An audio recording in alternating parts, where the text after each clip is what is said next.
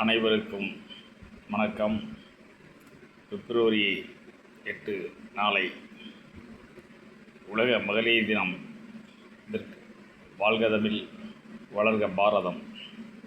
நமது இந்த பாரத பூமியிலே எண்ணற்ற தலைவர்கள் தோன்றி மறைந்திருக்கின்றார்கள். தனக்கென்று இல்லாமல் பிறருக்காக வாழ்ந்து மறைந்த தலைவர்கள் நமது நாட்டிலே நிறைய பேர் இருக்கின்றார்கள். தியாக உள்ளம் கொண்ட தியாகச் செம்மல்கள். முதலில் வெள்ளைக்காரனிடமிருந்து விடுதலை பெறுவதற்காக வீரபாண்டிய கட்டபொம்மன், வ.உ.சி. சிதம்பரம் பிள்ளை, மகாகவி பாரதியார், இது போன்ற தேசத் தலைவர்கள் இருந்திருக்கார்கள். காந்தி, அண்ணல் காந்தி, மகாத்மா காந்தி அவர்கள் அப்பவே பாரட்லா படித்து பட்டம் பெற்று நாட்டுக்காக தன்னை அர்ப்பணித்து கொண்ட தியாகிகளில் முக்கியமானவர்களில் அவரும் ஒருவர். இதனால தான் இன்று நமது நாணயங்களிலே கூட காந்தி அவர்களின் உடைய புகைப்படத்தை அனைத்து நாணயத்திலேயே நமது நாடு வெளியிட்டிருக்கின்றது.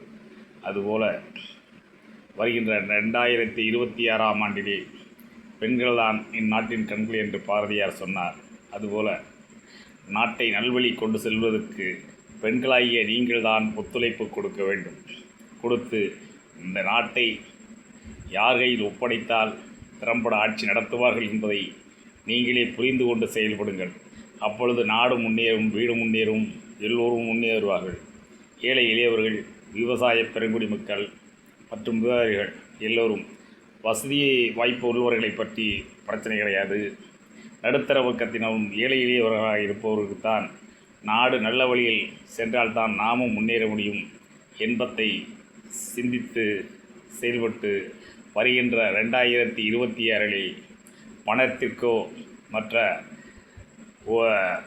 அரசு அறிவிக்கின்ற இனம் பொருள்களுக்கோ விலை போகி விடாமல் உங்கள் மனதை உறுதி பூண்டு நேர்மையாக, நம்பிக்கையாக இந்த நாட்டை யாகையிலே ஒப்படைத்தால் நம் நாடு முன்னேறும், நாமும் முன்னேறுவோம் என்று நினைத்து நீங்கள் அனைவரும் சிந்தித்து செயல்பட வேண்டுகிறேன். வாழ்க வாழ்க பாரதம், வளர்க தமிழ். வந்தே மாதரம், வந்தே மாதரம். அனைவருக்கும் உலக மகளிர் தின நல்வாழ்த்துக்கள். மகளிர்கள் அனைவரும் இன்புற்று நமது நாட்டிலே சான்ஸ்ராணி முத்துலட்சுமி ரெட்டியார், அன்னை இந்திரா காந்தி அம்மையார், நம்ம தமிழ்நாட்டை ஆண்ட ஜெயலலிதா அவர்கள் வீரமுகை, அதுபோன்று எத்தனையோ பெண்கள் சாதித்து காட்டியிருக்கிறார்கள். இப்பொழுதும் பெண்களிலே IAS, IPS மற்றும் மேல் அதிகாரிகளும் நிறைய பேர் இருக்கின்றார்கள். எனவே பெண்கள்தான் இந்நாட்டின் கண்கள். இந்த நாடை நல்ல வழியில் கொண்டு செல்வது உங்கள் கையில்தான் இருக்கிறது என்பதை இந்த பெண்கள் தினமாகிய மார்ச் 8 என்று உங்கள் அனைவருக்கும் நினைவுபடுத்திக் கொள்கின்றேன். நன்றி கலந்த வணக்கம்.